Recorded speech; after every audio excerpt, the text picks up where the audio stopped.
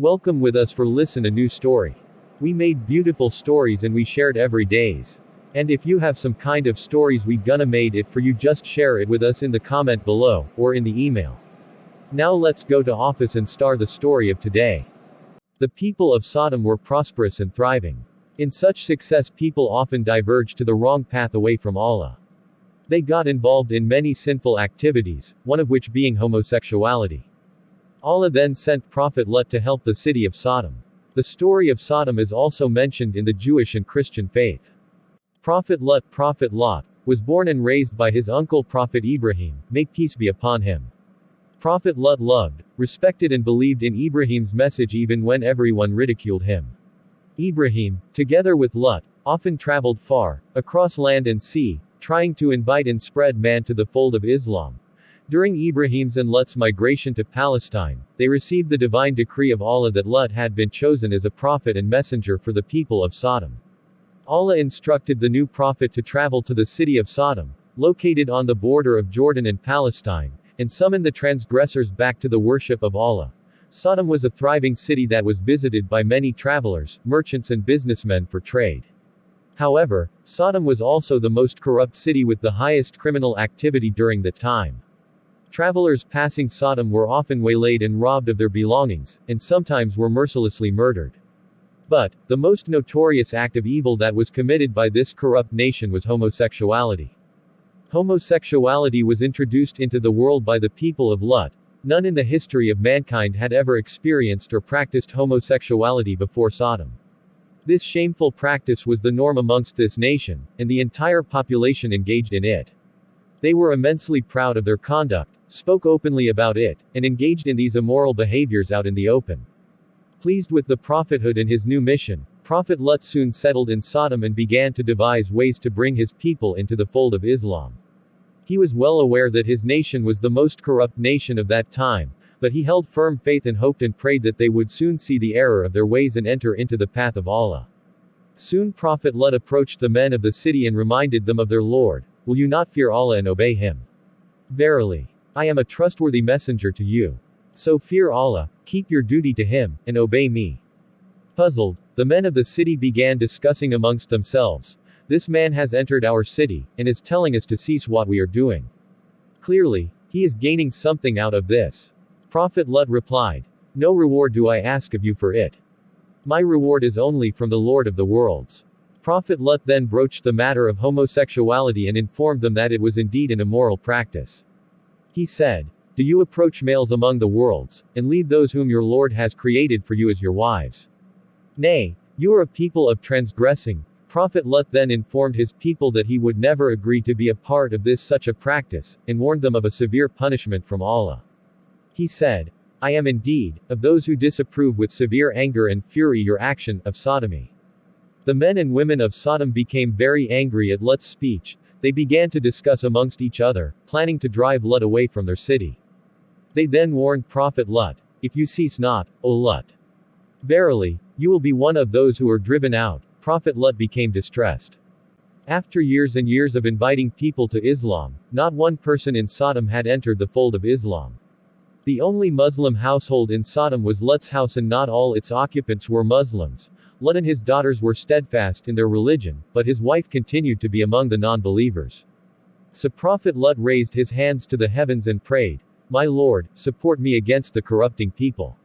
My Lord, save me and my family from what they do. Meanwhile, Allah sent 3 angels, including Angel Jibreel, disguised as men to Prophet Ibrahim's house as guests. Ibrahim, who failed to recognize the angels, prepared a grand feast for his guests. But his guests refused the meals offered to them. Prophet Ibrahim became fearful. He asked, who are you? The angels replied, do not be afraid. We are the angels of Allah. We have been sent to the people of Lut, and we have been sent to give you glad tidings of a son possessing much knowledge and wisdom. Prophet Ibrahim knew that Allah's punishment for the people of Sodom was near. He immediately feared for his nephew, Lut. He said to the angels, indeed, within it is Lut. The angels replied, we are more knowing of who is within it. They reassured Ibrahim that Lut will be saved. The angels then proceeded towards Sodom disguised as handsome young men. The daughter of Lut, a believer, witnessed the handsome men entering the city and frantically ran to her father and informed him of the three men. Prophet Lut approached the men and welcomed them to city of Sodom. He knew too well of the fate that would befall the young men at the hands of the men of Sodom, so he intended to convince the men to leave the city for their own safety. But Prophet Lut was too embarrassed to ask the guests to leave, so he guided the guests to his home, ensuring that none saw the three handsome men. Lut's wife, a non-believer, saw the men as they entered her house, together with her husband, Lut. She hurried to the men of the city and informed them that Lut had three attractive, young men in his house. The men rejoiced at the news and slowly gathered outside the house of Lut and began pounding on his door. Lut shouted, "Do not disgrace me concerning my guests. Is there not among you a man of reason?" Growing restless, the men shouted back, "Have we not forbidden you from hosting people?" The whole nation of Sodom had now gathered at Lut's doorstep. They grew impatient by the minute and began breaking down his door. Feeling agitated, Lut called out to his people, "These the girls of the nation, are my daughters, to marry lawfully, if you must act so." The men responded, "You have already known that we have no interest in your daughters, and indeed, you know what we want."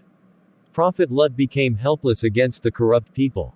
"If only I had against you some power or could take refuge in a strong power," he thought. The three men then spoke up.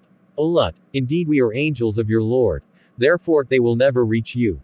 Angel Jibril then stepped out of Lut's house and struck the men, causing all men to lose their eyesight. Shocked and enraged, the men shouted, "What's this magic that just hit us? Where did this come from? O Lut, you are the one behind this. You will see what we will do to you tomorrow." The blind men then returned to their homes, plotting to destroy Lut the following day. Allah commanded Lut, "Set out with your family during a portion of the night and let not any among you look back, except your wife. Indeed she will be struck by that which strikes them. Indeed, their appointment is for the morning. Is not the morning near?" As instructed, Prophet Lut, together with his daughters, left Sodom during the night. As the morning dawned, a loud, piercing cry ensued through the city that shook the occupants with great pain and fear. Jibril then grabbed the nation from the edge of his wing, raised them high up, twisted the land, and crashed it to the ground. Allah then caused the skies to rain down stones of hard clay, each stone inscribed with the name of a transgressor for whom it was intended for, ending the vain lives of the occupants of Sodom. Prophet Lut, who left Sodom with his daughters, returned to his uncle, Prophet Ibrahim. Together with Ibrahim, Lut continued to spread the message of Allah till his death. Today, the Dead Sea lies at the site of the corrupt city of Sodom, and remains as a powerful reminder of Allah's wrath against the people of Prophet Lut. Allah the Exalted says in the Holy Quran, "Surely, in this are signs for those who see. And verily, the cities are right on the highroad, from Mecca to Syria, i.e. the place where the Dead Sea is now. Surely, therein is indeed a sign for the believers." So that was the end of this beautiful story. Share with us your thoughts and the stories that you wanted to see in our channel in comments.